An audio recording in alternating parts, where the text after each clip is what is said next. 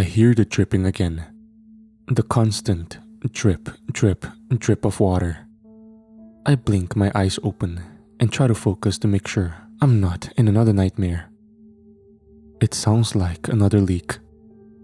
This one might be the last. The last time I will hear it before the horrible conclusion to this ordeal. The last time hearing that telltale noise before the true nature of that loathsome portal is revealed and whatever hideous dimension is hiding on the other side breaks through completely.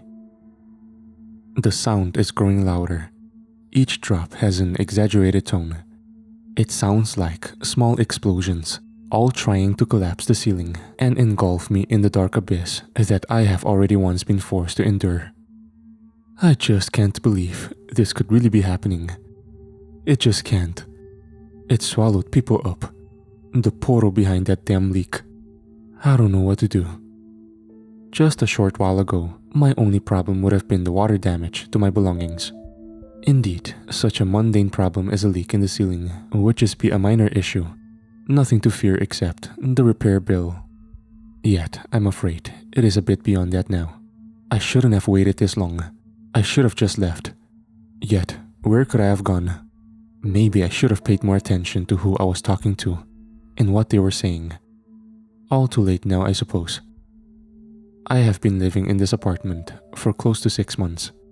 I had moved into this dingy complex to a small studio apartment after I lost my job and had to find a part-time position at significantly less pay. I try to stay optimistic, but even before the terrible reality of what I was stepping into was clear, I was still on hard times. I could barely afford this decrepit room as it was, and I had no family or friends to speak of that I might be able to move in with, so my options were essentially non-existent. Considering the dire situation, I found the cheapest accommodation I could. And what I found was my home in hell for the last 6 months. Number 316 at the Greenfield Heights apartment complex. The amenities included paper-thin walls to hear all the drug deals gone wrong, domestic violence, and constant sirens of emergency vehicles blaring from all sorts of incidents, topped off with a nice turn-down service of package and mail theft to boot. All these problems, though, feel small compared to the true horror of what the place had in store for me. No, it wasn't exactly a paradise, but I had to find the cheapest place I could. I was barely making a fraction of what I was before at my old job, and I needed somewhere to get back on my feet. I told myself it was temporary, and once I could get a better job, I would get out of here. When I had first arrived to look at the place, I had arranged a simple walkthrough with the landlord, Mr. Jacobs, a very unpleasant fellow who always looked perpetually angry and was constantly shouting in the halls and at the few miserable-looking staff who worked here. We walked up 2 flights of stairs, passing a wall of profanity-laden graffiti tacked along almost the whole length of it, leading up to where my future home was to be. Mr. Jacobs opened the door, and the rattling handle nearly fell off in the effort. We stepped inside, and the tank room stank like a tomb. The tiny apartment was depressing, and when he went to turn on the main light, nothing happened. He scoffed and muttered a string of colorful language and grumbled that someone will bring a new light bulb. I told Rodney to check earlier, that lazy piece of shit. I didn't want to press the matter since he looked pissed off, so we went in and he showed me what little there was to see of the tiny apartment. We had to rely on the dim light of the bedroom to see elsewhere, since the main light was out. Despite leading the walkthrough, it looked like Mr. Jacobs was distracted. He was looking at the ceiling in the corner of the tiny living room with a concerning grimace on his face. He stared at it for a while and paused the tour. I found it a little weird. He finally looked back at me as if noticing that I was watching him stare at the ceiling, and he shrugged and asserted that you are going to want to get some buckets. When it rains heavily, that part of the ceiling leaks. Can't seem to find out how, since there's no leak on 416 above. But bad luck on this one, I guess. That's the only reason the price is so low. He shot me a grin that I could only describe as enthusiastically malicious. After the brief walkthrough, Mr. Jacobs turned around and asked very bluntly, "You're not a troublemaker, are you?" His eyes narrowed, and he looked very threatening suddenly. I assured him of my earnest intent and need for a place to stay, and he softened briefly. At least, I think he did. It was hard to tell with him. He regarded me one more time and said, "Good. We don't need more troublemakers. Too many questions. Always snooping around. If you have any questions, try to figure it out yourself. This isn't the Ritz. We don't take care of everything for you. You are going to have to make do as is. Something really bad like a fire, then you can call. But for minor shit, best to just figure it out yourself. Rent's due on the 1st, by the way. No exceptions and no grace period. Anyone who bums out on their debt gets their asses kicked out next day. Fuck tenant laws." He shot me another wicked smile and returned downstairs, leaving me with the keys, and just assuming I had agreed to move in. I was dumbfounded by the combination of his upfront hateful attitude and the subtext of certain things he had mentioned. What in his mind was a troublemaker, and what happened to those who asked too many questions? I couldn't believe I was going to have to live here. In a better position, I would have left immediately, but it was either here or homeless. All the other places I had looked were too expensive, so I left and began packing my things. The whole situation was awful, but I had no choice. I moved in the next weekend. Moving day was as bleak as my mood. It had been raining on and off again all day, and seemed to start heavily just in time to when I was moving my boxes, almost as if to spite me. I started taking my stuff upstairs to my new room. As I was taking the first box up the stairs, I thought I heard a gunshot. I rushed on in nervous tension, and as I was approaching my door, I heard a voice call out in a tone that was actually friendly. "Excuse me, it looks like you dropped something." I was surprised to see a woman standing in the hall with a look of friendly concern. As I looked down to see, I had indeed dropped something from the broken boxes I was trying to carry upstairs. "Hi, I'm Maxine. I am your neighbor in 315. I introduced myself and was relieved to have found a friendly face for a change. "Hey there, I'm Greg. Nice to meet you." I held out my hand, and she looked uncomfortable briefly and declined the handshake. "Sorry, I'm getting over a cold. I shouldn't, but it is nice to meet you," she said with another disarming smile. I was relieved to see someone who didn't look like they were minutes away from killing me or someone else. Though the paranoid part of my brain was begging the question why such a seemingly nice person was stuck here. I considered asking her, but figured it would be rude to pry about her situation. She might have been like me and just on hard times.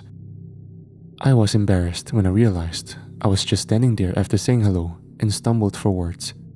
But she spoke first. "Well, it was nice meeting you, Greg. Stay safe and try not to let your spirits get down. It's easy in this place, but nothing bad lasts forever." She smiled and waved goodbye. I looked down to make sure the box was secure, and when I looked up to say goodbye, she was already gone. I wondered how she was so fast. Nevertheless, I felt slightly more hopeful that things might be okay after all. Another hour of moving boxes, and my knees were on fire, but the meager possessions I had were finally stuffed haphazardly into the tiny apartment. I was dead tired, but it was only 4 p.m. I figured I had earned a nap though, and went into the tiny closet that was supposedly a bedroom. No furniture fit besides my old mattress that took up the entirety of the space. I laid down and started drifting off. The peaceful sound of rain started to get heavier. And then, I heard a new sound which woke me from my daze. A tiny dripping sound coming from the main room. I remembered what Mr. Jacobs had said about heavy rain and a leak, and I got up quickly to make sure the water was not landing on all my boxes and getting everything wet. I looked up in the corner of the room, and sure enough, there was a steady dripping onto one of the boxes below. I poked around and found the dishes box and took out a few pieces of Tupperware and a bowl and set one underneath the leak and realized it would do no good. I turned around to go back to bed when I heard an odd tearing sound like wallpaper being stretched to breaking point. When I turned around, there was nothing there. I figured it was just my nerves, and I went back to bed. I slept for about 2 hours, and despite the brief rest, I had a vivid nightmare of drowning in a dark lake with no shores on any side. It was horrible, just sinking into a black, watery abyss. I was embarrassed as I woke up with a scream, but relaxed as I realized it was just a dream, and no one likely heard or cared that someone in 316 was screaming anyway. I figured the rain and that damn leak had got me thinking about water, and my negative mood may have contributed to a nightmare. So I brushed it off and went about trying to organize the chaos of boxes in some logical manner for this small place. Later that night, I had a cup of ramen for dinner and turned in early. I read a bit before bed, almost as if trying to postpone sleep for fear of sinking into that fathomless abyss again when I slept. Eventually, I started to get comfortable and thought I may fall asleep, when it started again. Drip, drip, drip. The leak had resumed. It sounded faster than before, and I thought it was strange that I could hear it so vividly. I got up to see if maybe it had overflowed or something. And I was not prepared for what I saw. The ceiling where the leak was had an odd, lambent light near the center, kind of like a black light. It seemed to be pulsing in time with the drops of water. There was an odd type of density in the air too, like it was too heavy and thick. It was maddeningly humid as well, despite the cold atmosphere of the room and outside.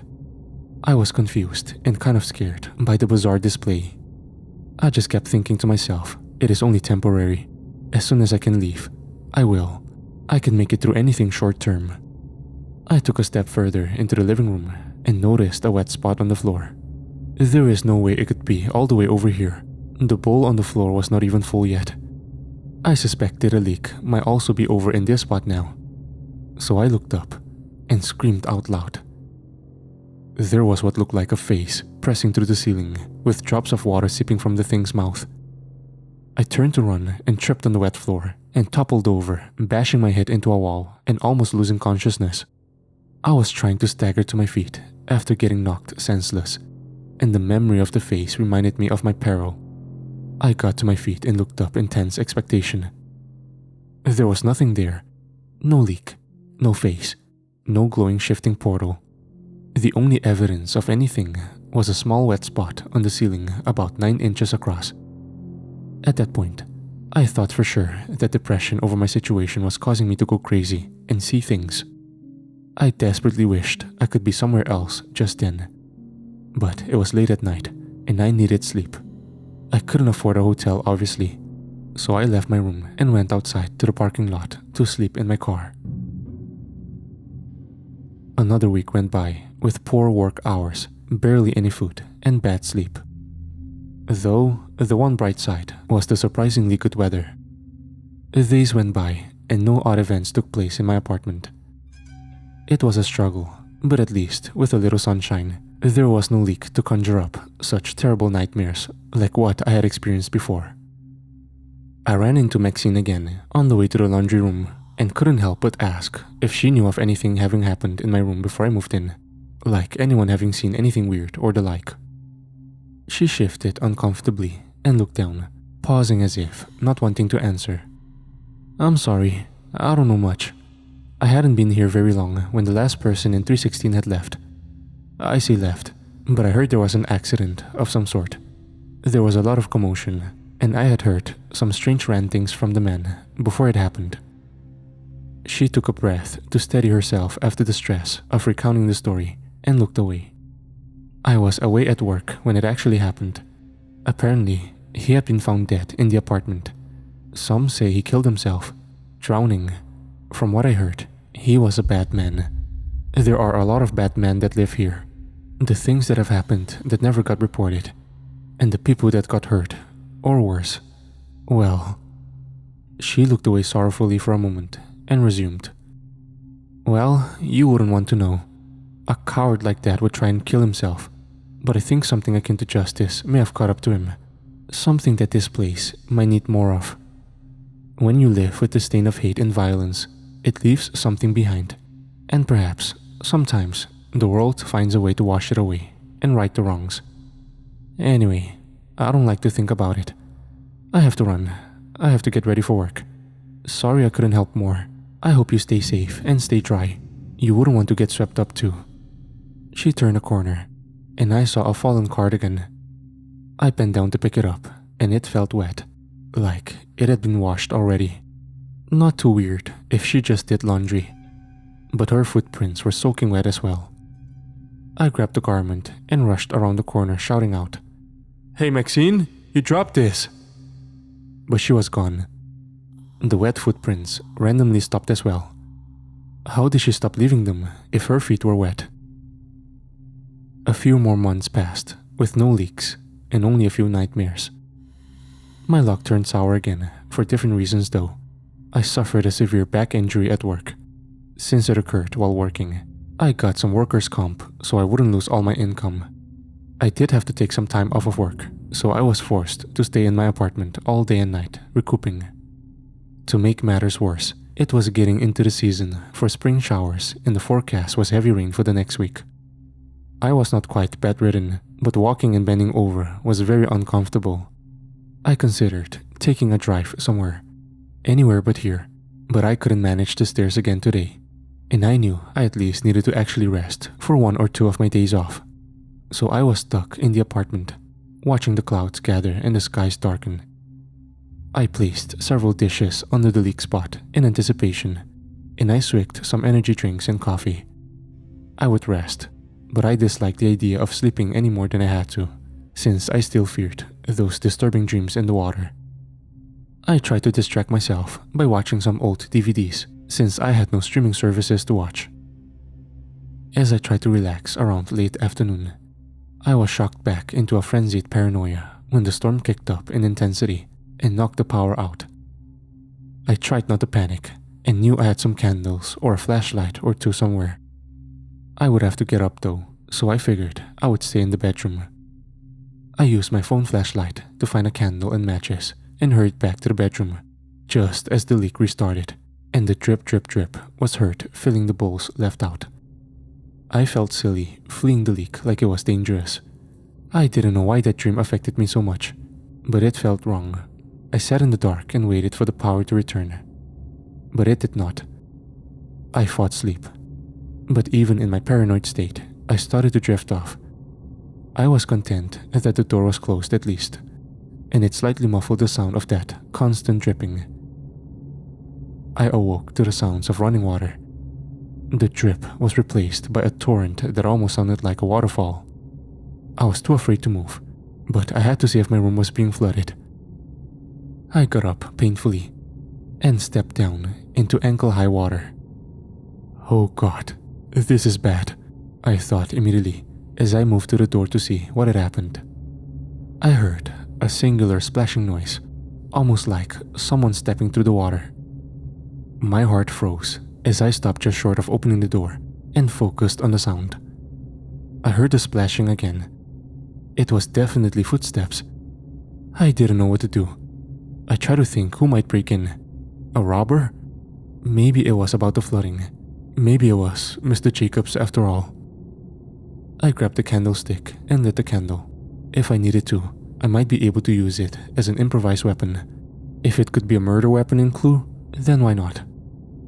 Cautiously, I opened the door, and there was a backwash of even more water on the other side. It almost knocked me off my feet. I stumbled through the door, struggling in the cold water.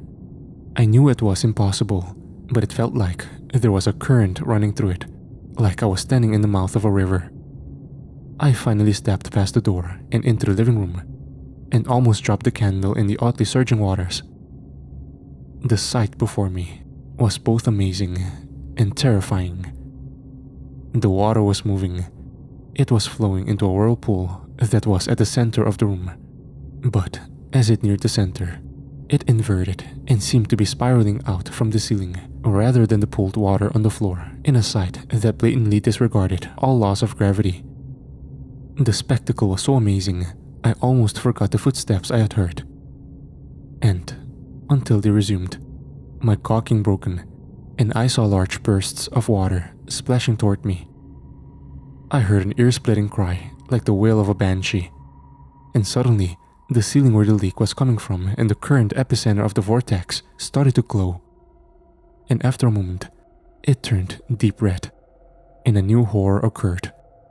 The face I had seen in what I had hoped was a nightmare before was back. The ceiling seemed to shimmer now, almost translucent, and I saw the horrible features of a hideous form. White, pupilless eyes stared down at me, and a gaping, screaming maw began filling with water tinged with red. No, it wasn't water. It was blood.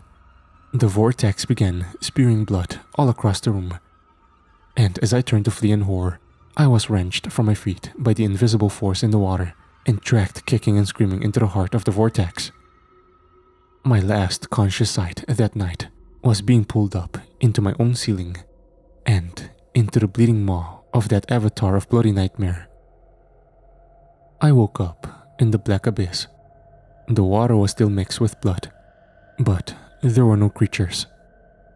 I was somehow buoyant and floated along in the shoreless, sanguine ocean. I drifted along, unable to sink or to fully rise up. After what felt like an hour of drifting, I heard splashing, and all of a sudden, the sound got louder and louder. I looked around and saw the source of the noise. Bodies were falling from the sky into the bloody ocean. First a few, then dozens, then hundreds. A literal storm of blood-soaked, featureless bodies came crashing into the water. I tried to evade them, but I could not touch them all, and I was buffeted by the limp forms of countless bodies until I was pummeled below the surface of the water. I couldn't breathe, and as I tried to surface, one of the bodies grasped my wrist and opened its eyes. On its previously featureless face, it now had oddly pulsating white pupils, and it burst what appeared to be stitching on its mouth in order to scream under the water. The sight and shock of that horrible scene woke me, and I realized I was laying on my back in my apartment again. The flood water was lapping at my face, and I was breathing in and choking on the water on the floor. I lurched up as soon as I regained control of my body, spitting water and gagging from the quasi-drowning I had endured. The water looked normal, no blood from what I saw. But the water itself was not a delusion or some trace of insanity. It was there. It was a bad scene. Tons of my things were submerged, and the water damage was extensive. Somehow, it had risen to almost 2 feet high. I had to do something. I didn't expect much from this place, but this was a severe enough situation that the crutchy old bastard Mr. Jacobs was going to have to fix something, whether he liked it or not. Or they would be getting a lawsuit in short order.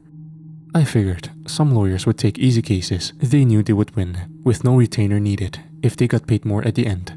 So it would not be a bluff. I was dead serious. I almost drowned in my own apartment. I staggered to the door and managed to open it, draining tons of water out into the hall. But I didn't care. I just needed some fresh air. My back was on fire, but nothing would stop me. I heard a voice calling out to me. It was Maxine. "Hey, are you okay? I saw all the water and hadn't seen you around. Is there flooding there?" She asked with an odd look, almost like she knew the answer, but didn't want to let on. "Yes, there is. It is pretty bad, actually. I was just about to call Mr. Jacobs to do something about it." "Greg?" She paused for a moment, then continued. "You didn't see anything in there, did you? In the water? Like something or someone familiar?" I was confused by the specific nature of the question. I was put off and unsure how she knew I might have seen something. "I'm not sure what I saw. Why do you ask?" I responded. "No reason. Just be careful. It can be dangerous if you do. Don't worry if it's not where you belong. You won't get pulled in forever. Just be careful though. You don't want to risk it." A flash of morbid glee was evident on her face for a split second, and then it was gone. I was starting to feel uncomfortable. "Pulled in? How do you know about the leak? And if you do, what's behind it?" I asked, with mounting suspicion evident in my voice. "You know, Greg, in many cultures, the path between the world of the living and the dead is separated by only the slightest barrier, often a literal or symbolic body of water. Whether the river Styx, the lake of fire, the waters reflected at the feet of a torii gate, it is often just potent waters. Like all bodies of water, When they are contained somewhere, there can be leaks.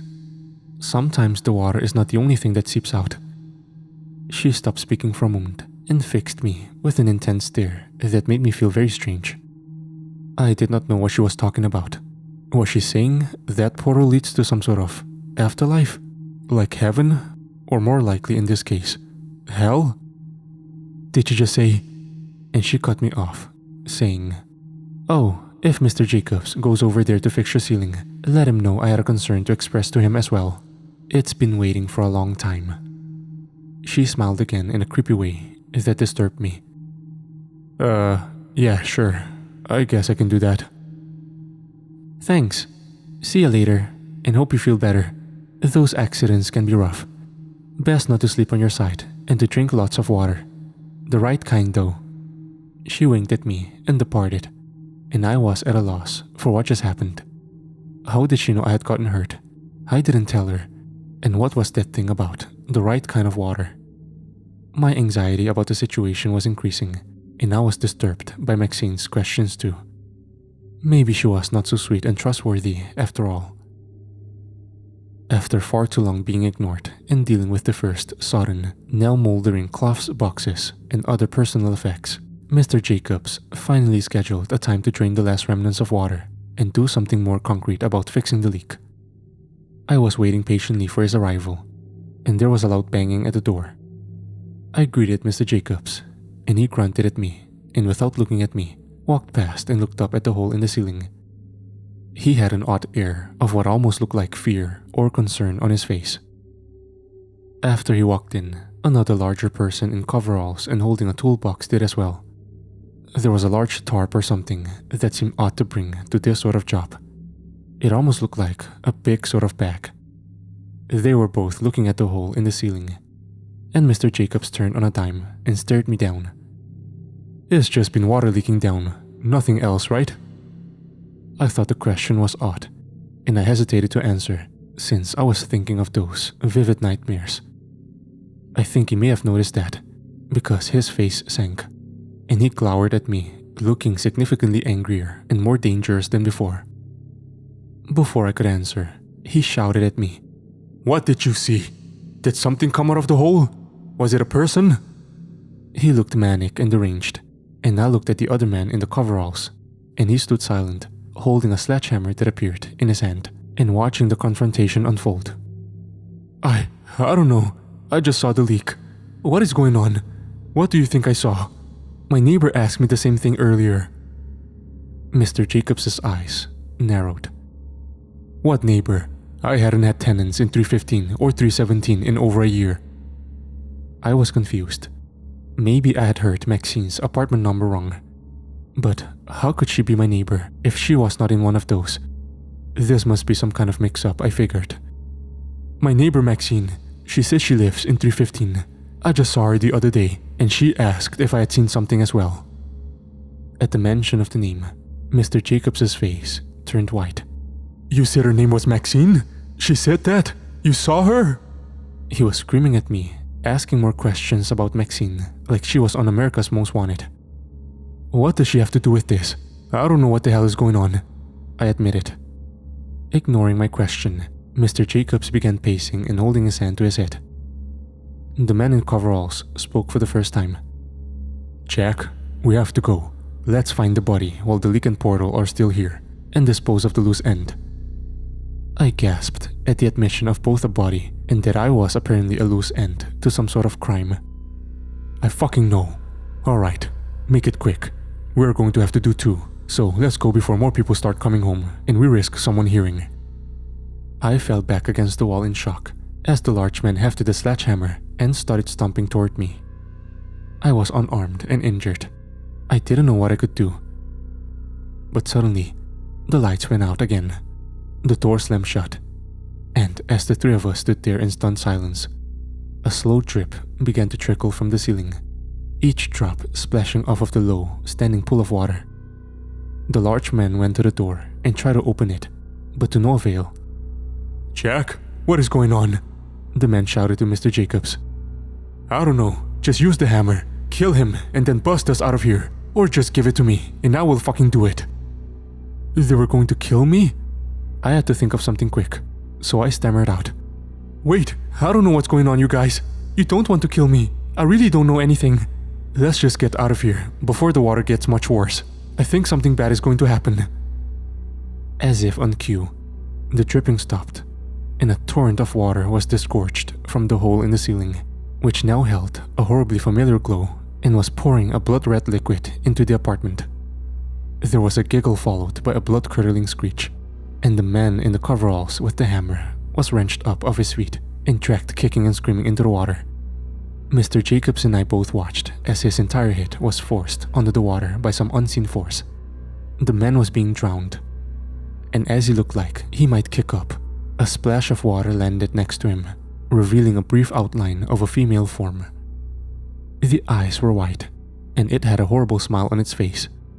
Its unnaturally long hand was wrapped fully around the man's throat and was effortlessly throttling him. Mr. Jacobs saw something or someone he recognized in the violent mist and started sobbing and begging for mercy. I didn't mean to. Please, it was an accident. I would have been locked up. I couldn't lose everything. I had to. I sat in stark terror as the falling water from the ceiling became a storm. The millions of droplets highlighted the attacker. Her form was terrible, yet oddly mesmerizing. She strolled along towards Mr. Jacobs, who was grasping at the door handle and tugging uselessly at it. He reached for the hammer when he was pulled toward the figure by a moving tendril of bloody water. Just a little bath, Jack. That's all. It won't hurt. Much. He tried to scream, but his head was submerged in the bloody water. I saw the sentient waves of ruinous liquid grasp each of his appendages and tear him limb from limb in a bloody explosion. I screamed and stumbled away, wading through the water into my bedroom and desperately pulled on the window to escape that way. I heard splashing footsteps and a soft, pretty tune being sung by an ethereal voice. Then I heard a giant crash and saw a portion of wall collapse with more of the ceiling, and the sight before my eyes almost drove me insane. There was a vortex of bloody water sucking the maimed body of those men into the hellish portal where the leak originated, and at the center was the bloody figure, smiling at me and waving a hand as I finally got the window to budge and fall out. I stepped outside and tried to descend the fire escape, but the surface was too slippery, and I fell. I screamed and plummeted down, and I thought I would land on my head and die. Yet, as I fell, my descent slowed, and to my shock and horror, I realized the rainwater was mixing with the water from my apartment, flowing out of the window, and I was being pulled back up into my room. I tried to scream, but I felt water fill my mouth. At some point in the nightmare ride, I blacked out again.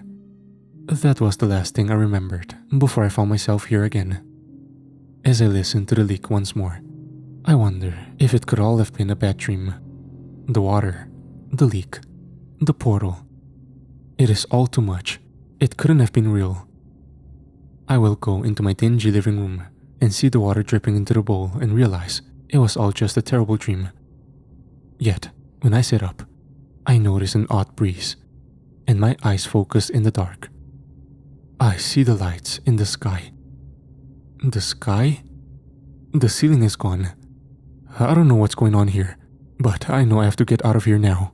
I hear splashing footsteps again over the ever-present dripping, and see in the sky now the light of the monstrous portal opening in the very clouds above. It is too much. I leap from the fire escape again.